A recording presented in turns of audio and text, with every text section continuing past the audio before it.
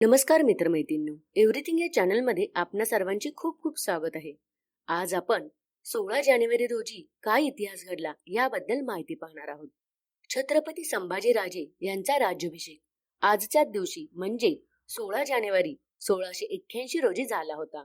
शिवरायांचे स्वराज्याचे स्वप्न पूर्णत्वास नेण्यासाठी संभाजीराजे महाराजांच्या मृत्यूनंतर 9 महिन्यांनी छत्रपतींच्या गादीवर विराजमान झाले होते. रायगडावर संभाजी महाराजांचा राज्याभिषेक झाला होता. आज या निमित्त आपण छत्रपती संभाजीराजे यांच्याविषयी माहिती घेणार आहोत. 18व्या वर्षी युवराज तर 23व्या वर्षी बनले छत्रपती. संभाजीराजेंचा जन्म 14 मे 1657 रोजी किल्ले पुरंदर येथे झाला. वयाच्या दुसऱ्याच वर्षी संभाजींच्या मातोश्रींचे निधन झाले. सईबाईंच्या आकस्मिक निधनामुळे शंभूराजे लहानपणीच पोरके झाले.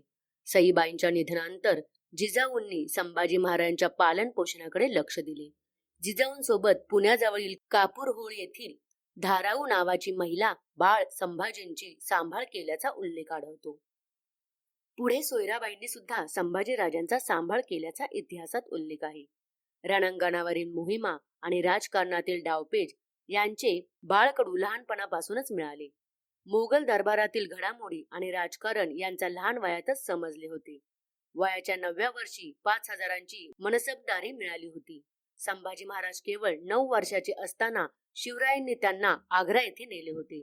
शिवरायांची आग्रा येथील ऐतिहासिक सुटका झाल्यानंतर त्या बालवयात संभाजी महाराज एकटे आग्राहून संकटाचा सामना करत परतले होते. शिवरायांनी संभाजींना लहान वयातच मोहिमांवर नेत असल्याचे त्यांना लढ्याचा अनुभव आला. वयाच्या 14व्या 15व्या वर्षी शंभूराजांना काव्य लिखाणाची आवड लागली. याच काळात ते संस्कृत भाषेतील पंडित बनले. बुधभूषणम हा संस्कृत ग्रंथ तर 3 ग्रंथ संभाजी राजांनी 15व्या वर्षीच लिहिले. वयाच्या 18व्या वर्षी ते युवराज बनले होते, तर वयाच्या 23व्या वर्षी ते छत्रपती बनले. पुढे मोठ्या प्रमाणावर सैन्य आणि लवाजमा असूनही शंभूराजे औरंगजेबाच्या हातील लागत नव्हते. पण काही फितुरांनी दगा दिली आणि महाराजांना कैद झाली. कदाचित महाराजांसमोर अशा प्रकारे फितुरांची आव्हान नसते तर महाराज कधीच औरंगजेबांच्या तावडीत सापडले नसते. पण पुन्हा एकदा फितुरांनी स्वराज्याच्या पाठीत खंजीर खुपसला आणि संभाजी महाराज औरंगजेबाच्या तावडीत सापडले. संभाजी राजांना फक्त 16 वर्षाच्या वयात 16 भाषा येत होत्या. त्यामध्ये संस्कृत, इंग्रजी, पोर्तुगीज, ब्रिटिश, मुघल, डेक्कन यांचाही समावेश होता. संभाजी राजांनी फक्त 13 वर्षाच्या वयात अनेक शास्त्रांचा अभ्यास नाही केला तर अनेक शास्त्रांचे लेखनही केले. त्यात बुद्धभूषण, नक्षिका यासह अजूनही पुस्तकांचा समावेश आहे. संभाजी महाराज युद्धकलेत अतिशय निपुण होते. त्यांनी तलवारबाजी, धनुर्विद्या, घोडेस्वारी अशा अनेक कौशल्यामध्ये महारथ मिळवले होते. संभाजी राजे 9 वर्षाचे असताना छत्रपती शिवाजी महाराजांसोबत औरंगजेबाला भेटण्यासाठी घोड्यावर जवळपास 1250 किलोमीटर अंतराचा प्रवास केला.